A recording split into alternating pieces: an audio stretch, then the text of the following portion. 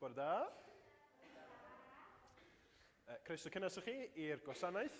Dwi'n gweld lot ohonoch chi yn eich siwmper nadolig. Da iawn chi. Dwi wedi cael un newydd. Nath i gael y premier ohoni hi ddoe. Ond nes i anghofio gwisgo hi bore yma, sori. Felly, mae yna ddigon o ddigwyddiadau nadolig eto i ddod. Dydy ddim yn jumper dolig mor special hynny. Ond croeso cynnes i chi i'n Gwasanaeth, neu croeso i chi sy'n gallu ymuno fy ni adra hefyd. Ac gobeithio a gweddio y cawn ni fendith efo'n gilydd wrth addoli, wrth i ni feddwl o'r newydd pwy ydy Iesu Grist, be mae wedi wneud drosto ni, a sut ydym ni yn clymu yr holl wybodaeth fyddwn ni'n ei glywed am Iesu hefo'i gilydd.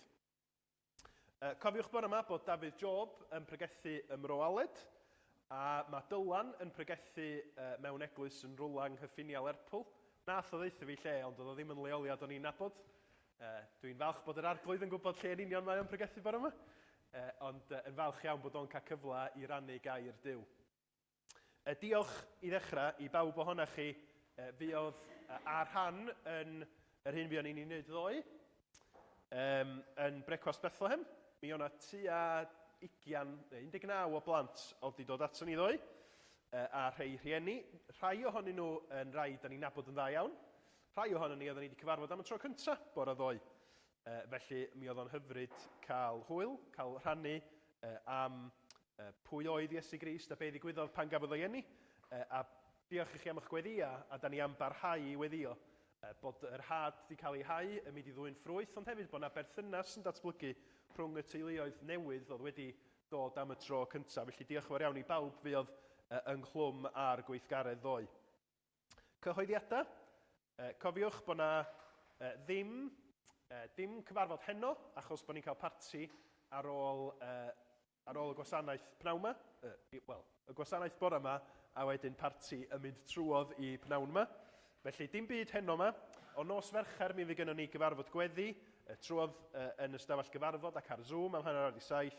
Nos Wener mae parti nadolig cyffro a selar, yma am 7:06, a wedyn bore Dydd Sul nesa, dim ysgolion Sul, ond mi fydd gynnon ni wasanaeth nadoligaidd i bob oed am 9:10 yma, ac yna mi fydd yn gwasanaeth carola ni am 5 o'r gloch nos Sul nesa. Os ydych chi eisiau copïau o holi i roed i rywun, mae yna focseidiau ohonyn nhw yn y cyntedd. Mae yna hefyd flyers gallwch chi i roi i mewn yn y copïau o holi. Os ydych chi eisiau os ydych chi eisiau rhaid i bobl yn deud, dyma be fydd yn digwydd yn Capel Ffynnon. Sgwyswch chi. Mae yna ddigonedd o'r flyers yna. Na i stopio am chydig bach. Os yna unrhyw gyhoeddiadau eraill, dwi angen gofio deud. Sgwyswch chi. Dwi'n meddwl bod yna, negys. Dwch ni ddarllen. Na i ddarllen. Nid digwydd, gewch chi ddarllen. Gewch chi ddarllen i helpu'n llais i.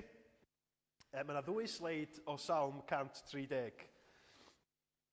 I'n paratoi ni i ddod i addoli Duw efo'n gilydd. Dwch ni gyd darllen. O'r dymderau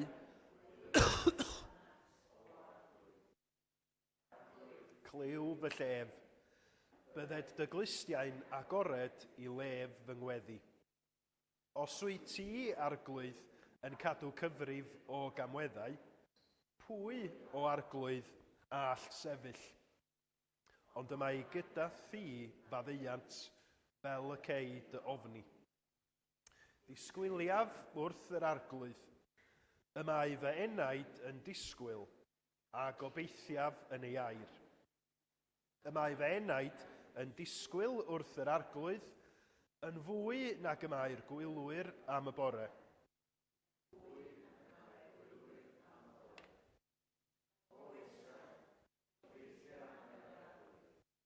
Oherwydd gyda'r arglwydd y mae ffyddlondeb, a chydag ef y mae gwaredigaeth helaeth. Ef sydd yn gwaredu Israel oddi wrth ei holl gamweddau. Dwch ni weddio efo'n gilydd. O arglwydd ein Duw, da ni yn rhyfeddu Mae ti ydy'r un sydd yn gwaredu ni oddi wrth ein holl gamwedda. Ti ydy'r un o Dduw sydd yn llawn ffyddlondeb. Chdi ydy'r un sydd yn achub yn helaeth trwy dy fab Iesu Grist.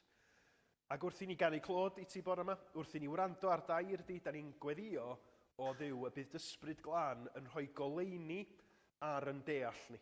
Y byddi di'n cynhesu'n calon ni i ryfeddu ac i ddiolch a 100,000 diolch am Iesu Grist a be mae o di gyflawni drosom ni.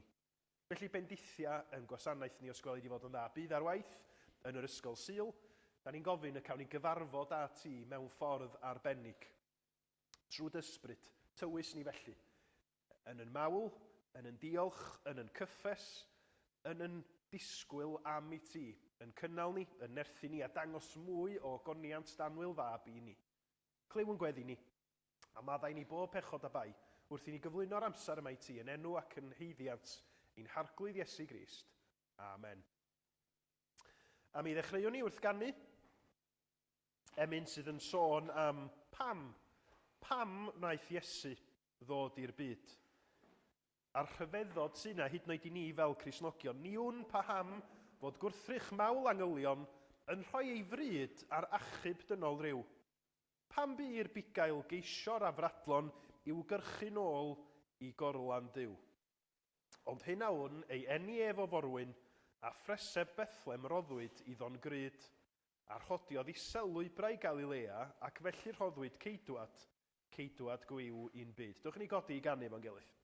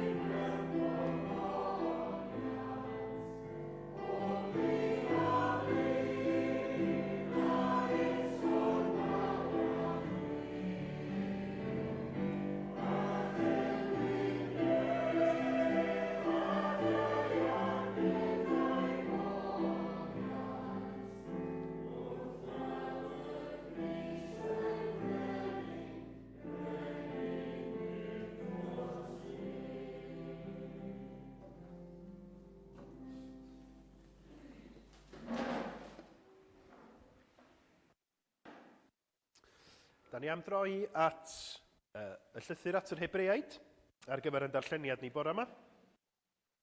A dwi am ddarllen o'r ail benod ac adnodau 10-18 a Beibl.net ydy'r cyfieithiad fydd ar y sgrin i chi.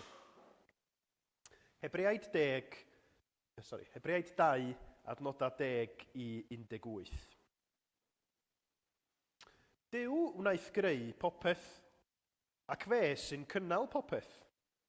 Felly mae'n berffaith iawn iddo adael i lawer o feibion a merched rannu ei ysblander. Drwy Iesu ddioddef, roedd Duw yn ei wneud arweinydd perffaith i'w hachub nhw. Mae'r un sy'n glanhau pobl, a'r rhai sy'n cael ei glanhau, yn perthyn i'r un teulu dynol. Felly, does gan Iesu ddim cywilydd galw'r bobl hynny yn frodyr a chwiorydd. Mae'n dweud, bydda i'n dweud wrth ymrodyr am chwiorydd pwy wyt ti, ac yn canu mawl i ti gyda'r rhai sy'n daddoli. Ac wedyn dwi'n mynd i drystio Duw hefyd. Ac eto, dyma fi a'r plant mae Duw wedi ei rhoi i mi.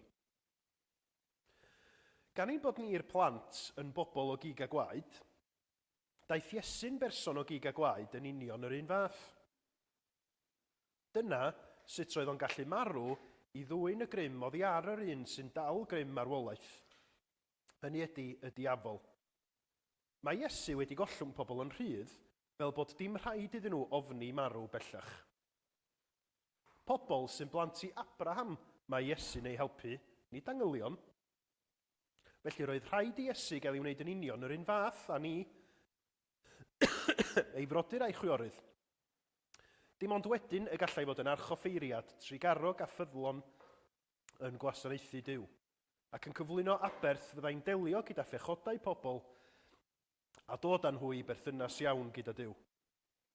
Am ei fod o'i hun wedi dioddef ac wedi cael ei demtio, mae'n gallu'n helpu ni pan fyddwn ni'n wynebu temtasiwn. Amen. Faint o blant, ydych chi eisiau dod i'r blaen?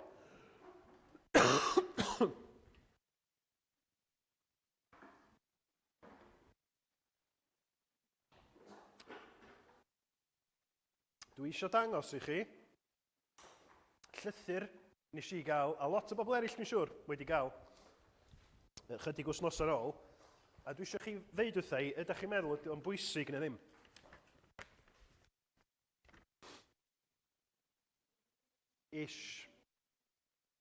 Pwysig?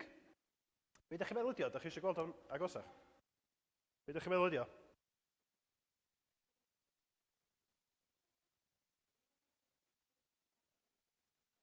Mae o'n sôn am rhywbeth yn TV, ac yn tu chi, mae'n siŵr.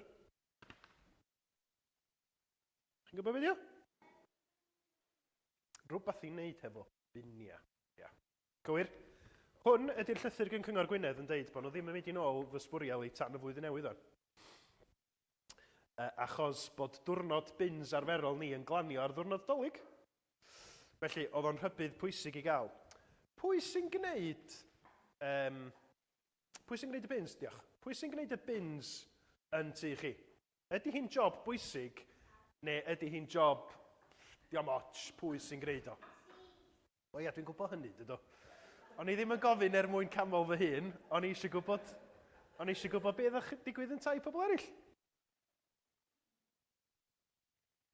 Pwy sy'n delio hefo sbwriel ag ailgylchu'n tu chi? Weithio mam, weithio dad. Weithio Dewi, da iawn Dewi. Weithio Cynan. Wyt ti yn helpu dad neu mam hefo sbwriel? Dad. Ti'n helpu dad? Da iawn. Ydych chi'n gorfod mynd efo lawr y dreif? Fyny dreif? Pa ma wag, ie? Wan ta, y peth dwi eisiau i ni feddwl amdano fo ydy, ydy rhoi sbwriel allan, ydy ailgylchu pwysig neu ddim yn bwysig? Pam? Pam bod o'n bwysig?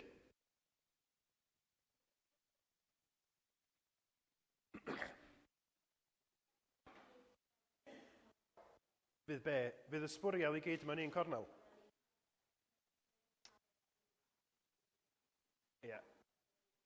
Mae'n gorau mynd i rwla, dydy. A os fysa ni ddim yn clirio sbwriel, chi fi ddangos i chi beth fysa'n digwydd. Ni weld llun nesaf, os gawn ni. Can ni symud ag eto? Mae hwn, llun gafodd ei dynnu yn rwla yn Lloegr, dwi'n meddwl oedd hwn. A nath nhw stopio hel bins am 1 neu pythefnos. A nath o i gyd hel fel yma. Dych chi'n meddwl bod hwnna'n le neis i fyw wrth i ochr o? Dych chi'n meddwl bod o'n beryg cael sbwriel wedi hel? Pam bod o'n beryg?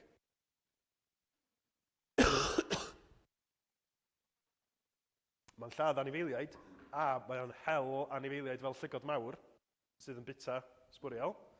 Mae'n afiach. Mae be? Mae nhw yn dyn, a mae afiechydon yn gallu datblygu. Iawn. Felly, da ni wedi dod i'r casgliad bod gwneud biniau, hel sbwriel ac ailgylchu yn bwysig. Ella bod ni ddim yn meddwl hynna ar y diwrnod lle da ni'n gorfod rhoid y bins allan. Ella bod ni'n meddwl, pam dwi'n gorfod gwneud hyn rwan, geith rwy'n arall wneud o. Iawn. Felly, da ni wedi meddwl am biniau, diolch. Peth nesaf wan, iawn. Os ydych chi'n ffeindio nhw.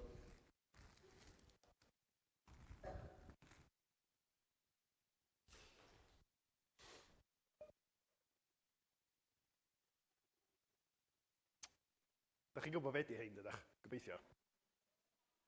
Brwsh y pas dannedd. Bwysig neu ddim yn bwysig? Felly, ydych chi'n edrych ymlaen i frwsh y dannedd bob dydd?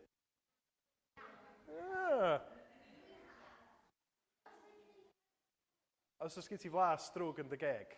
Neu bwyd yn sownd? Ia. Ydych chi weithiau ddim yn brwsio'ch dannedd? Ond eto, mae brwsio dannedd yn bwysig, ynddi? Pam? Llio? I gadw dy ddannedd di rhag pydru, ia. A be? A disgyn allan, ia. Ydyn ni angen... A fynd y ddi, ia. Ydyn ni angen dannedd? Ydyn? Felly, eto, meddyliwch, ella bod chi ddim yn teimlo fel bod o'n bwysig, ac ella bod chi ddim yn mwynhau brwsio dannedd, ond da ni'n gwybod bod o'n ofnadwy o bwysig. Ac felly, be da ni'n gorfod wneud ydy, gwrando ar be mae pobl yn dweud, sydd yn gwybod, deitydd a mam a dad, sydd yn gwybod beth sy'n bwysig, trystio nhw, ond hefyd o'n i'n gorfod meddwl ymhellach na just be da ni eisiau wneud ar y pryd, dydyn. A sylweddoli bod brwsio dannedd, bob ora, bob nos, yn bwysig iawn. O'n i'n mynd i ddangos llun i chi o berson efo dannedd di pydru. Ond, nes i feddwl, da ni'n mynd i gael parti nes ymlaen. A dwi'n eisiau neb dim o'n sal, felly dwi heb wneud. Ond da chi'n gwybod, dydych, pa mor beryg ydi o, a pa mor bwysig ydi o. Wan, pan ydyn ni meddwl am Iesu Grist yn cael ei eni? Dwi'n meddwl bod o'n eitha tebyg i chi. Weithiau mae pobl yn meddwl, wel, da ni gyd di clywed am Iesu'n cael ei eni i Methlehem. Dyna fo, neis iawn, a mae Dolig di pasio, a maen nhw'n symud ymlaen i feddwl am rhywbeth arall. Ond mae'r Beibl yn deithio ni bod Iesu'n cael ei eni yn ofnadwy o bwysig. Achos, fel mae ailgylchu a sbwriel yn bwysig, achos da chi'n gorfod meddwl beth sy'n digwydd os da ni ddim yn ei wneud o, bod brwsio dannedd yn bwysig achos beth sy'n digwydd os da ni ddim yn ei wneud o, os di Iesu ddim yn dod i'r byd, dos na neb i'n helpu ni hefo'r drygioni a'r pechod sydd yn y byd. Da ni ddim yn mynd i gael yn hachub heb bod Iesu wedi dod yn un ohono ni. A mae yna adnod yn y Beibl sydd yn deud pa mor allweddol bwysig oedd bod Iesu wrth gael ei eni yn dod yn union rhyw fath a chi a fi. Dyma hi. Yr adnod sydd yn deud pam nath Iesu ddod. Mae beth sy'n cael ei ddweud mor wir a dylai pawb ei gredu. Daeth y Meseia neu Iesu Grist i'r byd i achub pechaduriaid. A mae Paul sydd wedi sgwennu'r llythyr yn deud a fi di'r gweitha ohonyn nhw. Felly pan da ni'n meddwl am Iesu ar geni y Methlehem, mae rhaid i ni gofio bod y Beibl yn deud bod o'n ofnadwy o bwysig bod Iesu wedi cael ei eni mwyn iddo fod dyddu i fod yn ddyn, marw ar y groes a codi'n fyw o'r bedd, a trwy hynny i gyd, mae o'n yn achub ni, pawb sy'n trystio yn efo am byth. Does na ddim byd pwysicach na hynny. Ac felly bod i weithiau'n demtasiwn ar ôl Dolig i anghofio, mae'r Beibl yn atgoffa ni dro ar ôl tro pa mor allweddol bwysig ydy bod Iesu wedi dod yn union fel chi a fi, yn fabi bach ac wedi tyfu i fyny fel da chi a fi yn tyfu bob dydd. Ac yng ngweddill y gwasanaeth, byddwn ni yn meddwl chydig bach mwy be mae o'n olygu bod Iesu Grist rhy fath a chi a fi yn gig a gwaed rhy fath a ni. Diolch i chi. Dwi'n mynd i weddio. A wedyn, nawn ni ganu emyn, a gewch chi fynd trwodd i'r ysgol Sul, ia? Dewch ni weddio. O arglwydd yw, da ni yn diolch gymaint bod dy air di y Beibl yn deud wrthon ni, dudalen ar ôl tudalen, pa mor eithriadol bwysig ydy bod Iesu wedi dod yn un ohono ni. Mwyn bod yn achubwr sydd yn gallu yn achub ni o'n pechod a delio a'r drygioni sydd yno ni ac yn y byd. Diolch bod chdi wedi gwneud hynny achos bod chdi wedi'n caru ni. Diolch bod hynny'n rhoi gobaith i bob un sy'n trystio yna ti. Bendithia ni rwan wrth i ni fynd i'r ysgol Sul ac i barhau dyfoli di a dangos i ni bod na neb na dim yn bwysicach na Iesu ceidwad y byd. Amen. Wel, da ni'n mynd i ganu. Emyn, gewch chi mynd yn ôl? Diolch yn fawr iawn i chi. Da ni'n mynd i ganu emyn gan Ann Griffiths sydd yn sôn am y rhyfeddod bod creawdwr pob peth, rheolwr pob peth wedi cael ei roed mewn preseb yn Iesu Grist. Rhyfedd gan angylion, rhyfeddod mawr yng ngolwg ffydd, gweld rhoddwr bod, cynhaliwr helaeth a rheolwr popeth sydd yn y preseb mewn cadachau a heb le i roi ben i lawr. Eto, disglair lir gogoniant yn ei addoli'n arglwydd mawr.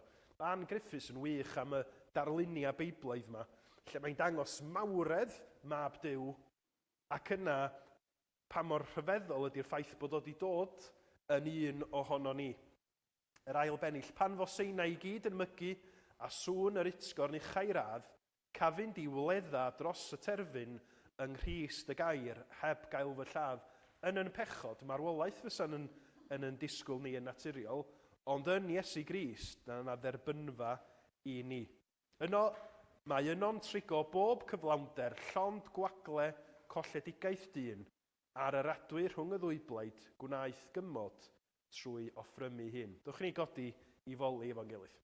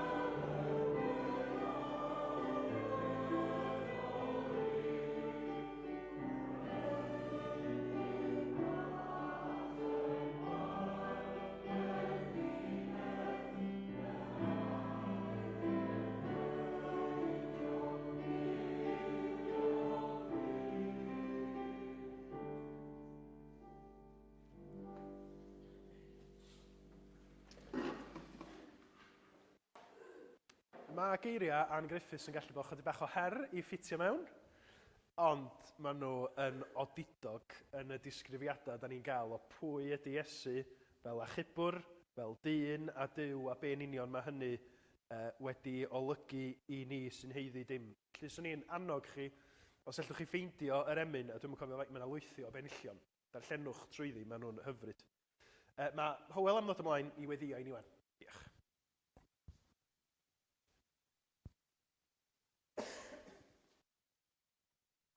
Oce, be am i ni weddio bore yma?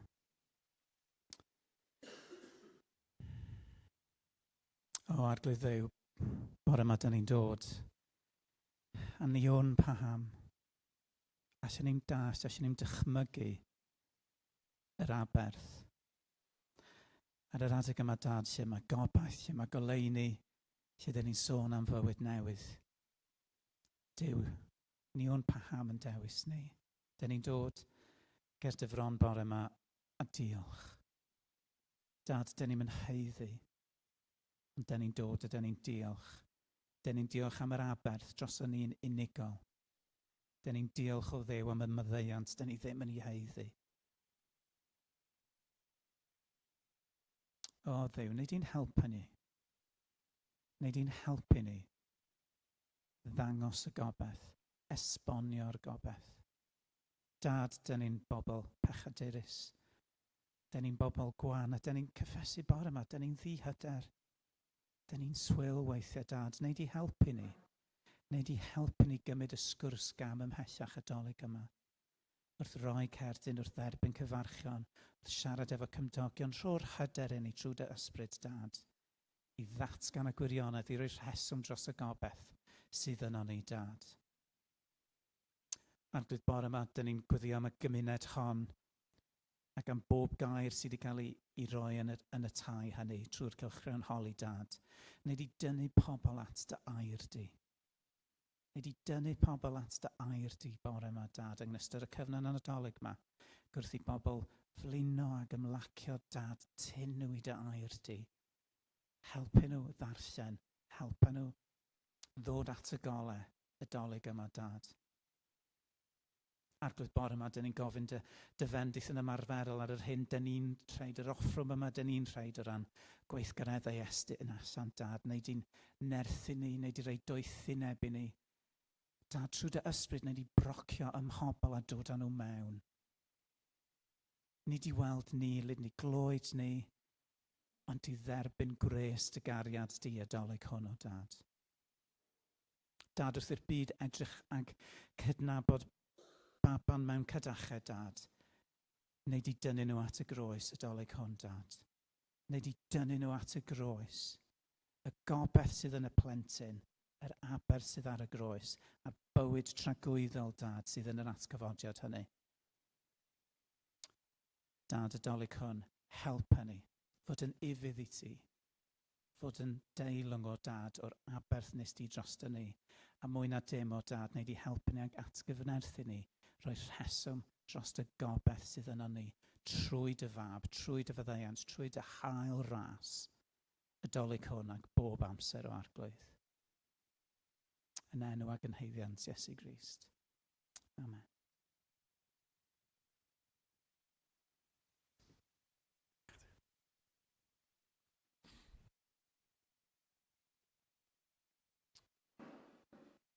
Diolch yn fawr iawn, Hywel. Cyn i ni ganu yr emyn nesaf, lle da ni'n meddwl am Iesu fel archoffeiriad, da ni'n mynd i ddatgan be da ni'n gredu. Mi fyddwn ni'n aml yn cyd-ddarllen rhanna o'r Beibl hefo'n gilydd.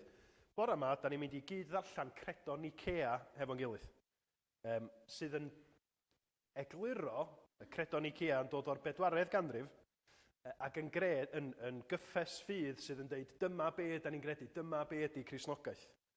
Ac yn egluro pwy ydy Iesu, a pwy nad ydy Iesu. Ac mae Cristnogion dros yr faint 1500 o flynyddoedd dwytha wedi bod yn datgan i ffydd yn y terma yma.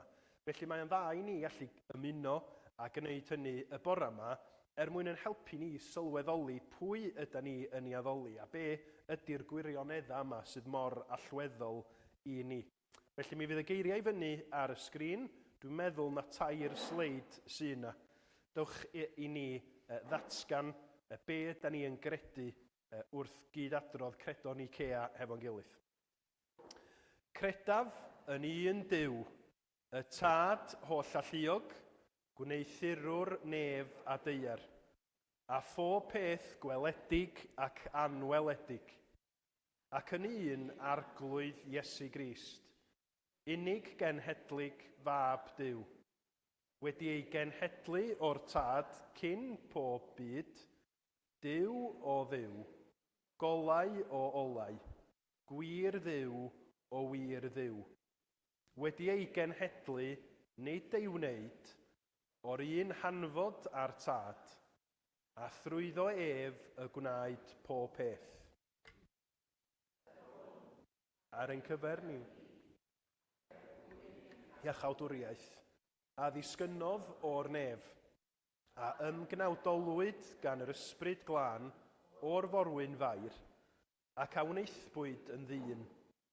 Croesoeliwyd trosom dan Pontius Pilates. Dioddefodd ac fe'i claddwyd.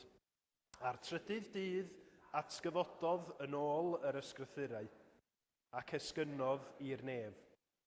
Ac mae'n eistedd ar law dde y Tad, ac fe ddaw eto gyda gogoniant. I farnu'r byw a'r meirw, i deyrnas heb ddiwedd iddi.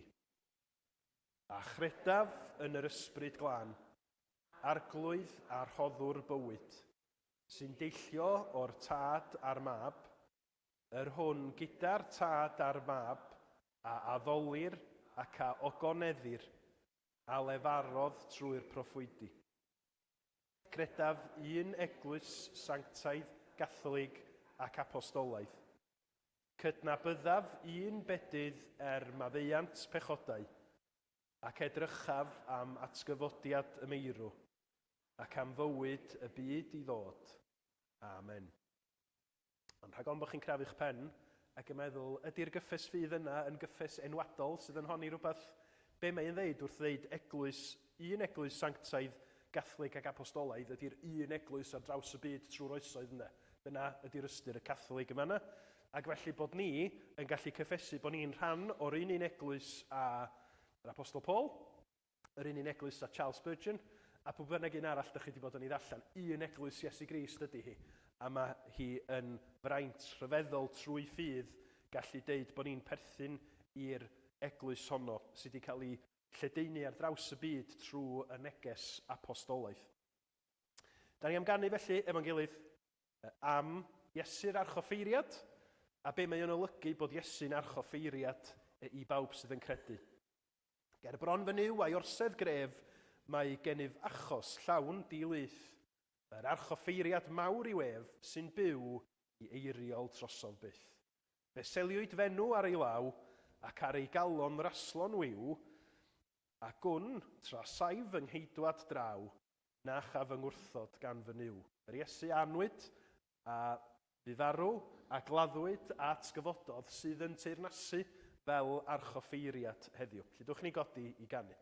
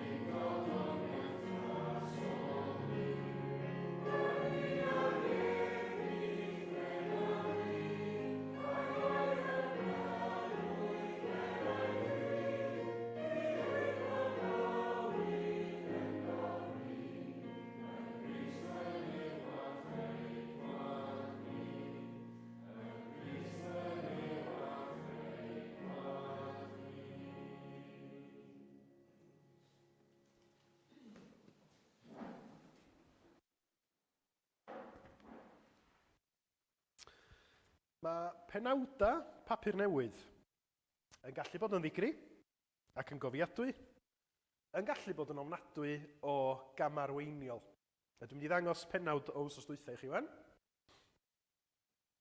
Lori Chaos on Bridge. Daily Post i Gwener oedd hwnna. Ac mae o'n benawd sydd yn crynhoi y gwirionedd yn dydi. Mi oedd hi yn chaos yn dweud. Ond dydy o ddim yn deud pob peth na di. O'r dim ond y penawd yna, fysa chi yn gofyn y cwestiwn, wel, pa fath o chaos? Be nath ddigwydd? Mae'n edrach fel bod yna lori'n sownd ar Bont Britannia, ond be mae hynny'n olygu? Os wneud i symud ymlaen un gwydion, mi wnawn ni weld yr is-benawd, sydd eto'n help. E55 traffic diverted, train suspended, as truck hits. Wan, ydy hynny'n awgrymu bod o heb hitio? Gawn ni drafod hynny nes ymlaen. Ond dydy, hyd yn oed hynny ddim yn deud y stori gyd, achos fysa wedi gallu deud Bangor in chaos, achos nes i fynd yn ynghar nos Iau, ac o'na geir yn bob man y Bangor ucha. Fel pob stryd, o'na just ceir hyd at y gallwch chi weld, ac o'n i'n meddwl, be'n union sydd wedi digwydd? Pan ydyn ni yn dod at y cyfnod yma o'r flwyddyn, mae'n hawdd i ni feddwl mewn penawda, dydy. Be da ni ddathlu dolyg? Gen ni baban bach ym Bethlehem. Sydd yn wir. Ond fel Cristnogion, da ni eisiau deud wrth bobl, mae yna gymaint yn fwy na'r penawd yna i ddeud, a mae'r Beibl yn egluro wrtha ni be ydy cyfoeth y newyddion da sydd yn cael ei ddatgan. Pwy ydy y babi? Be naeth y babi pan dyfodd o i fod yn ddyn? Ac mae hwnna yn rhan allweddol i ni o'n mawl yn dydi. Pan ydyn ni yn canu carola, pan ydyn ni'n rhyfeddu at wahanol agwedda o yr enedigaeth honno ym Bethlehem, da ni isio i ffitio fo mewn hefo gweddill yr ysgrythyr a'r gwirioneddau hyfryd sydd yn deud wrthyn ni, mae'r enedigaeth yn arbennig oherwydd bod yr enedigaeth yn arwain ymlaen at weddill bywyd Crist ac arwyddocad y ffaith bod y Beibl yn datgan fel da ni wedi wneud yng Nghredo Nicea, bod y babi yma anwyd y Bethlehem yn wir dduw o wir dduw. Ddim wedi cael i greu, dydy o ddim yn greadur fel pawb arall, achos bod o wedi dod yn gig a gwaed fel chi a fi, eto fod i'r mab tragwyddol, yn rhannu gogoniant efo'r tad a'r ysbryd glân, ac fel Cristnogion, da ni yn trio gwneud synwyr o'r dirgelwch hwnnw.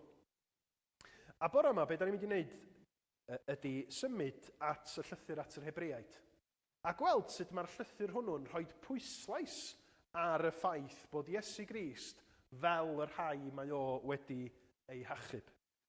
Bod Iesu Grist wedi dod yn gig a gwaed, ac felly bod y creawdwr wedi dod yn greadur trwy gael i eni o fair yn Bethlehem. A pam bod hynny mor bwysig i ni? Cofiwch y cefndir i'r llythyr at yr Hebreaid. Mae o'n lythyr sy'n cael ei sgwennu i bobl o gefndir Iddewig sydd yn cael ei temtio i fynd yn ôl at y ffydd Iddewig. Maen nhw yn teimlo dan bwysa achos bod nhw wedi datgan ei ffydd yn Iesu Grist, a maen nhw yn cael ei hudo yn ôl at yr seremonia, at y patryma yna o addoliad Iddewig yn y deml, yn y synagog, a mae'r llythyr at yr Hebreaid yn dweud, peidiwch â gwneud hynny. Peidiwch â gwneud hynny, does na'm byd yn hynny. Mae arwyddion ydy heina o'r peth go iawn, a Iesu ydy'r peth go iawn sydd yn rhagorach na y cyfan da chi yn cael eich temtio i mynd yn ôl ato fo. Ond wrth i ni edrych ar yr adran honno o ail benod Hebreaid, dwi eisiau tynnu'ch sylw chi at 3 peth yn sydyn. I ddechrau, dwi eisiau i ni sylwi ar hyn. Agwedd Iesu tuag ato ni. Gai dynnu'ch sylw chi'n benodol felly at adnod 11. A na i ddim mynd trwy'r adran gyfa, achos mae yna gymaint o bethau fyswn ni'n gallu dweud, ond dwi'n mynd i gymryd gwahanol elfennau o wahanol adnodau. Adnod 11. Mae'r un sy'n glanhau pobl a'r rhai sy'n cael ei glanhau yn perthyn i'r un teulu dynol. Felly, does gan Iesu ddim cywilydd galw'r bobl hynny yn frodyr a chwiorydd. Bibl Cymraeg Diwygiedig yn deud canys yr hwn sydd yn sancteiddio a'r rhai sydd yn cael ei sancteiddio o'r un cyff y maent oll.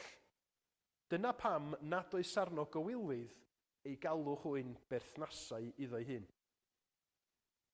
Yna rhywbeth hyfryd yn cael ei ddatgan yn fanna. Bod gan Iesu, mab tragwyddol Duw, ddim cywilydd galw ni yn frodyr ac yn chwiorydd iddo fo. Meddyliwch am hynny. Dim cywilydd. Wel, da ni gyd yn gwybod be ydi o i deimlo cwilydd. Cwilydd am bethau da ni wedi wneud. Cwilydd am bethau mae'n perthnasau ni wedi wneud. Weithiau, cwilydd am bethau sydd wedi digwydd yn enw rhywbeth da ni yn cael yn cysylltu efo. Wedyn, ella bod chi'n gefnogwr tîm pêl-droed a mae yna rei cefnogwyr y clwb hwnnw wedi bod yn cwffio neu wedi ymosod neu wedi chantio pethau erchyll. A da chi'n deud, chefo fe, heddiw mae gen i gwilydd bod yn gefnogwr be bynnag ydych tîm chi. Ac yn aml, mae'n hawdd i ni feddwl, achos bod ni'n ymwybodol o'n methiant ni fel pechaduriaid, mae'n hawdd i ni feddwl bod Iesu'n ymwneud â ni, ond wir o bell mae o'n gwneud hynny.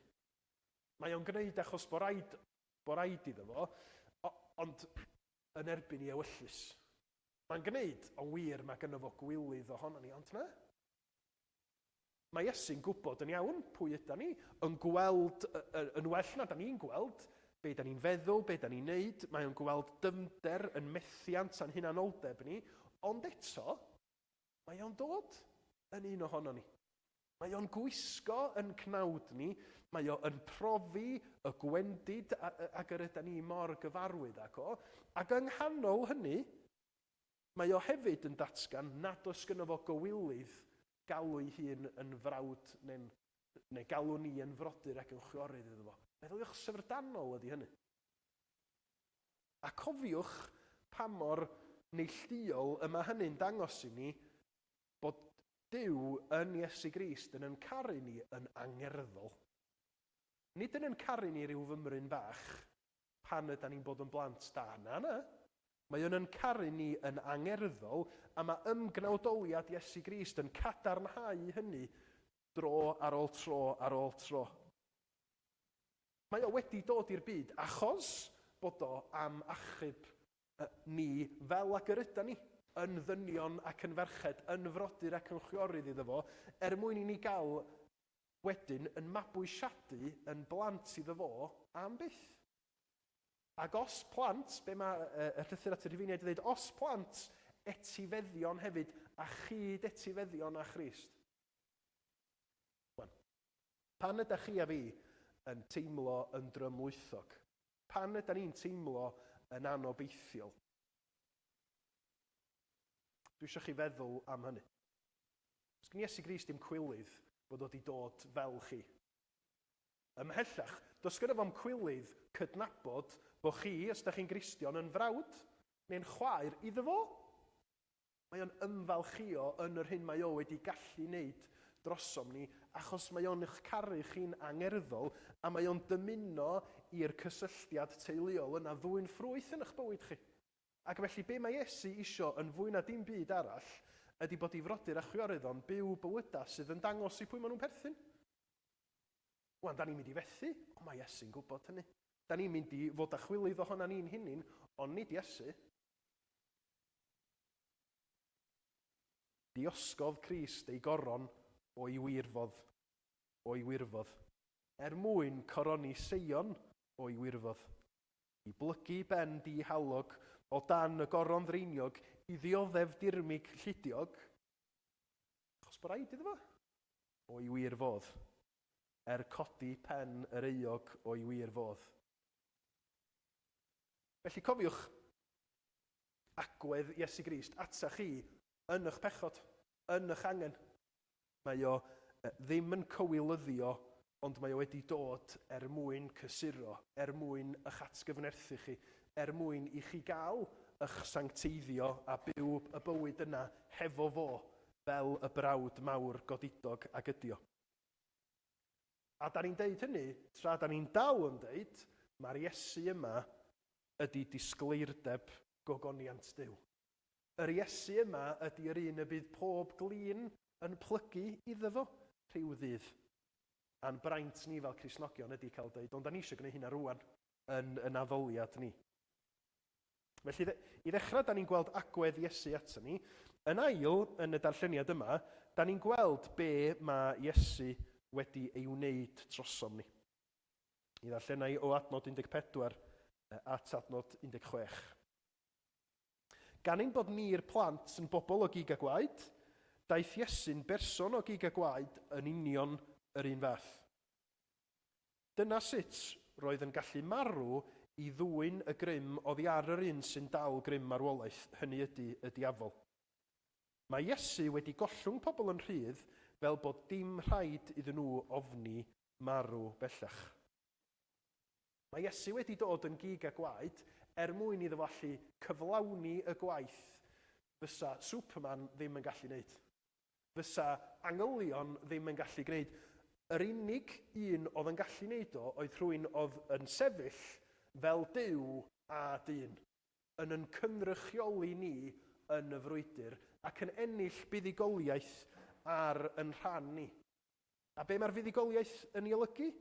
Wel, mae'r darlleniad yn deud bod Iesu, trwy ddod yn gig a gwaed, wedi gallu marw. Mae hynny'n swnio'n rhyfedd yn dydi? Mwyn iddo fo allu marw, mi oedd rhaid iddo fo gael corff, mi oedd rhaid iddo fo gael bywyd dynol fel chi a fi, ac mae o'n fodlon gwneud hynny yn yr ymgnawdoliad, achos mae'n gwybod na dyna sut yr oedd concro Satan. Dyna sut oedd bod yn drech ar farwolaeth. Do na ddim ffordd arall. Ac mae o'n ei wneud o yn ei farwolaeth a'i atgyfodiad. Mae o yn diddymu grym Satan, y diafol yn dydi. A meddyliwch cysur ydy hynny i chi a fi. Da chi a fi ar ben yn hunin, does gyda ni ddim grym, does gyda ni ddim gallu i frwydro yn erbyn y diafol. Mae'n rhy gyfrwys, mae o'n rhy alluog. Ond mae Iesu, yr un sy'n rhannu'ch cig a gwaed chi a fi, wedi concro unwaith am byth ar yn rhan ni. Ac felly, yng Nghrist, mae gyda ni ddiogelwch tragwyddol. Di Satan ddim yn gallu'n cipio ni yn ôl, ar ôl i ni roi yn bywyd i Iesu Grist. Mae Iesu a'i fuddigoliaeth yn yn amgylchynu ni ac yn diogelu ni. A mae'r Beibl yn mynd ymhellach ac yn dweud, os ydym ni yng Nghrist, mae gyda ni'r ysbryd glân sydd yn ynerthu ni i frwydro yn erbyn celwydd yr un drwg. I frwydro hyd yn oed yn erbyn temptasiynau. O'n i wedi rhaid y pennawd am broblem ar Bont Britannia wsos dwytha. Ac os ydych chi'n darllen y stori newyddion, mi fysa chi, siŵr gen i, wedi clywed yn yr adroddiad aelodau seneddol yn deud, wel, mae hyn yn dangos pa mor bwysig ydy'r pontydd i bobl yn Sir Fôn ac ar y tir mawr, a pan mae'n rhywbeth yn bod ar y pontydd, mae'n llanast. A dyna pam ydym ni'n pwyso ar y llywodraeth i adeiladu pont newydd. Bob tro, mae yna unrhyw beth yn digwydd ar y bont, mae yna aelod seneddol yn popio fyny, ac mae rhywun yn meddwl, pam maen nhw'n gwneud hynny? Achos dyna di gwaith nhw, ynde. I gwaith nhw ydy cynrychioli pobl sydd yn byw yn Sir Fôn neu ar y tir mawr, achos di pawb ohona ni ddim yn gallu mynd i Llundain i siarad efo'r llywodraeth a deud wrthyn nhw, excuse me, mae yna broblem o fama. Da ni gyd, os fi chi allan nos iau, da ni gyd yn cael yn effeithio, ond os gynnon ni i gyd ddim yn gallu i fynd at bobl mewn grym a deud wrthyn nhw, please, newch chi wneud rhywbeth am hyn. Felly be da ni'n neud? Da ni'n cael rhywun i'n cynrychioli ni, i frwydro drosta ni. Da ni'n methu achub ni'n hunan. Neb ohona ni fel pechaduriaid. Da ni'n methu gwneud pethau'n iawn rhwngtho ni a Duw. O mae gynnon ni un sydd yn cynrychioli ni. Ac mae o wedi cymryd yn cigan gwaed ni, felly nid ryw siam o gynrychioli ydi o. Mae o fel ni, mae o yn wir Dduw ac yn wir ddyn, ac wedi yn sgil hynny gallu yn cynrychioli chi a fi yn berffaith. Ac felly nid yn unig mae di concro Satan, a'i ddiddymu fo, ydy'r gair ynde, mae o hefyd wedi delio hefo ofn marwolaeth. trwy bod o yr unig un sydd wedi mynd trwy farwolaeth ac wedyn wedi gallu codi yn fyw o'r bedd yn deud nid marwolaeth sydd wedi cael y gair ola. Ac felly i'r Cristion, be da ni'n ddeud ydy achos be mae Iesu Grist wedi wneud trwy farw a dod yn ôl yn fyw, mae yna obaith, mae yna fuddugoliaeth yn y ffaith bod ni yn cael bywyd tragwyddol ynddo fo. Heb bod o wedi cael ei eni a marw ac atgyfodi, fysa na'm gobaith i neb yna ni.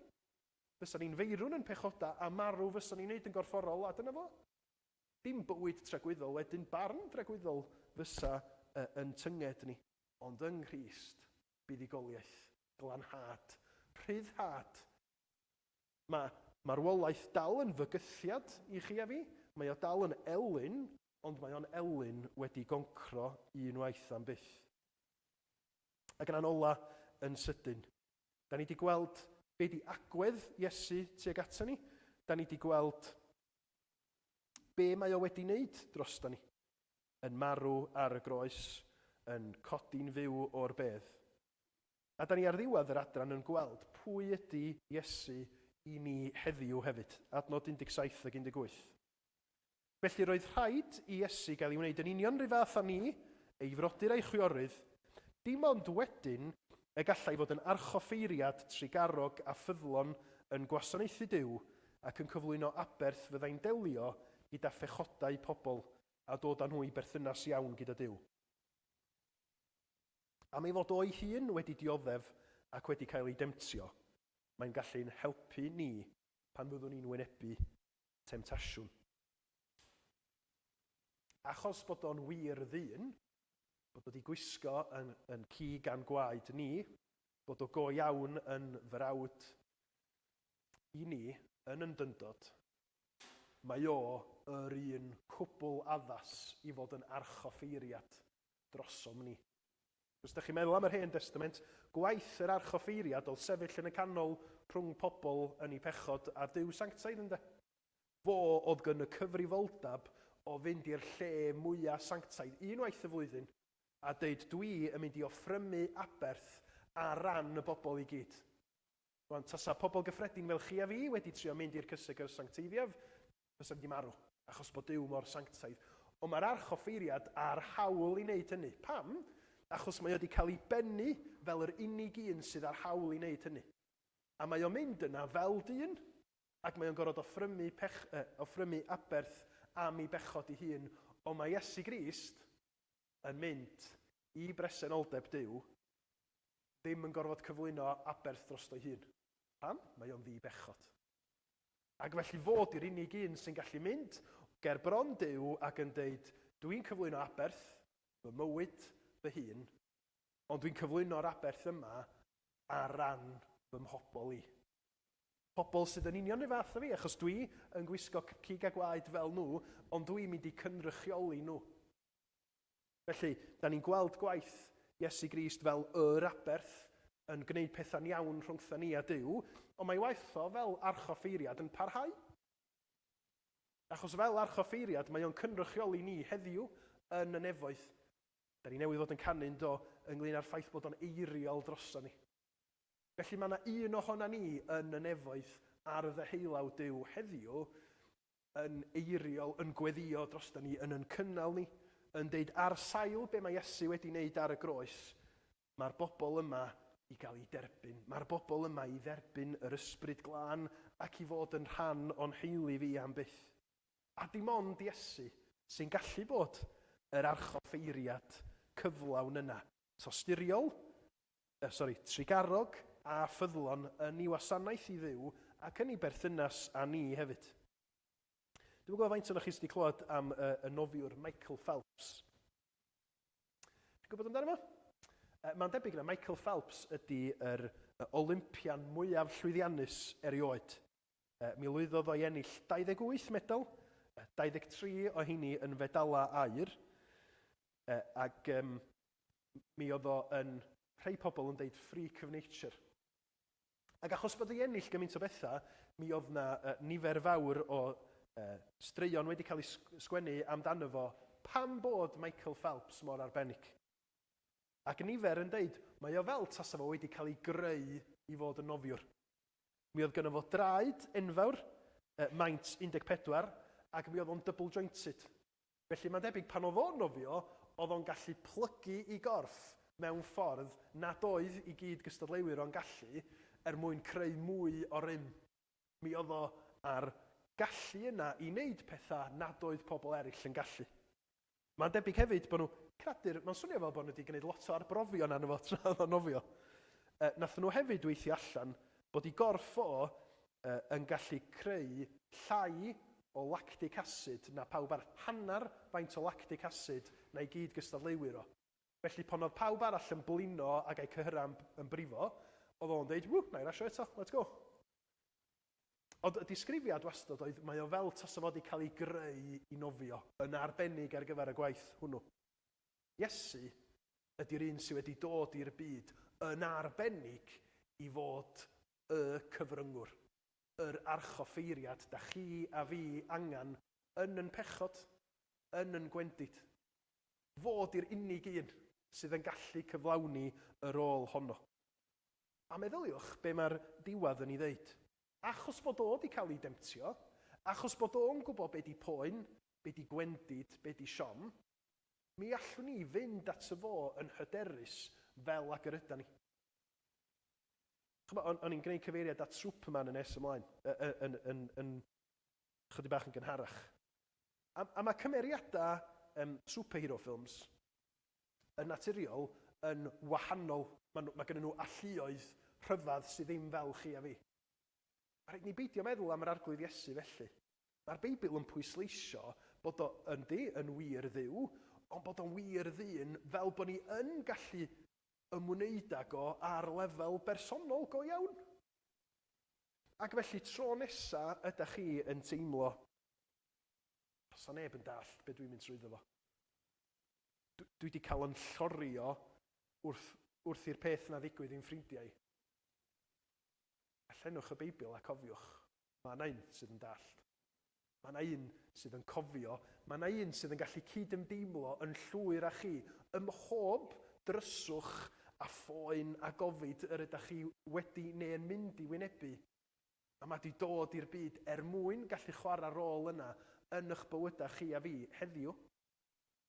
Da ni'n tueddu feddwl weithiau bod cysur yn mynd i ddod. Da ni'n diodda yn y byd syrthiedig rwan a bod cysur yn mynd i ddod yn y gogoniant. A mae hynny'n wir, ond mae'r arglwydd Iesu isio'n cysuro ni heddiw yng nghanol y dioddefaint. Ac mae o yn datgan, mae'r gair yn datgan hynny mor aml yn dydi. Un esiampl sydyn eto lyfr llythyr yr Hebreaid, penod 4. Canys nid archoffeiriad heb allu cyd-ddioddef a'n gwendidau sydd gennym, ond un sydd wedi ei demtio ym mhob peth yn yr un modd â ni, ac eto heb bechod.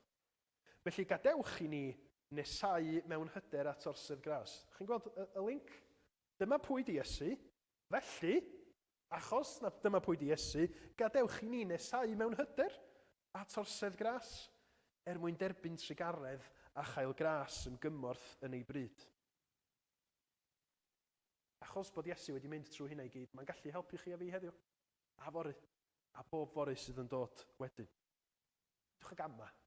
Bydwch a dal yn ôl rhag rhannu eich bechod, eich ofn, eich gwendid, eich diffyg ffydd a'ch amheuaeth hefo fo. Mae o'n gwbl briodol i ddelio â ni.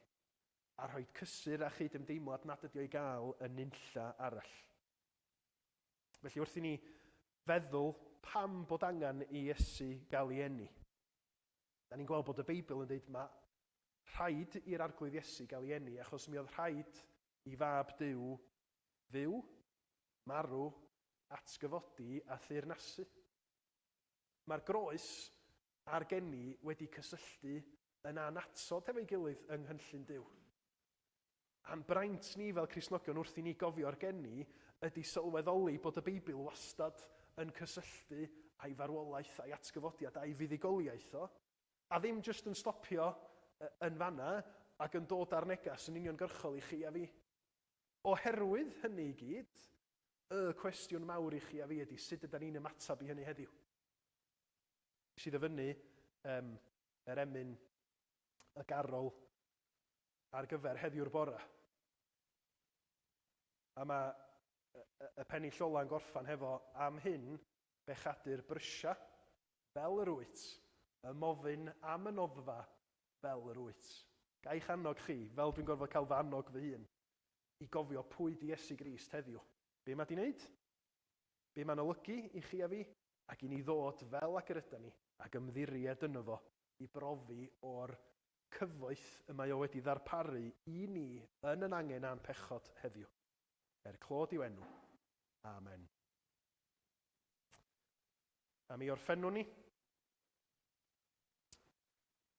eto yn canu am ryfeddod pwy gafodd ei eni a be gafodd ei gyflawni gan fab Duw wedi gwisgo cig a gwaed ac wedi dod yn aberth yn archoffeiriad ffyddlon a thrigarog i ni.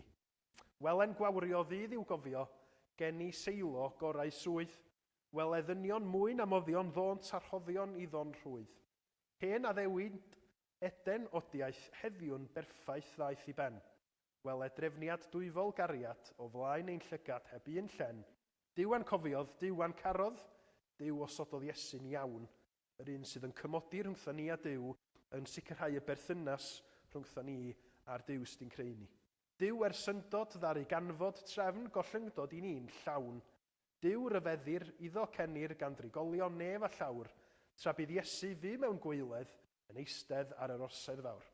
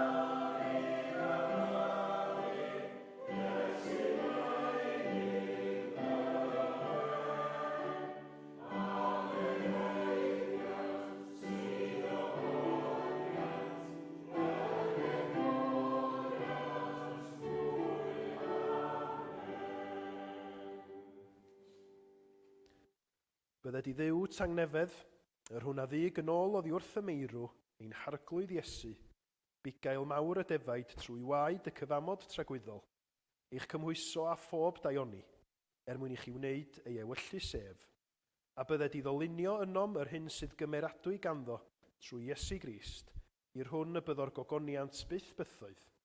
Amen.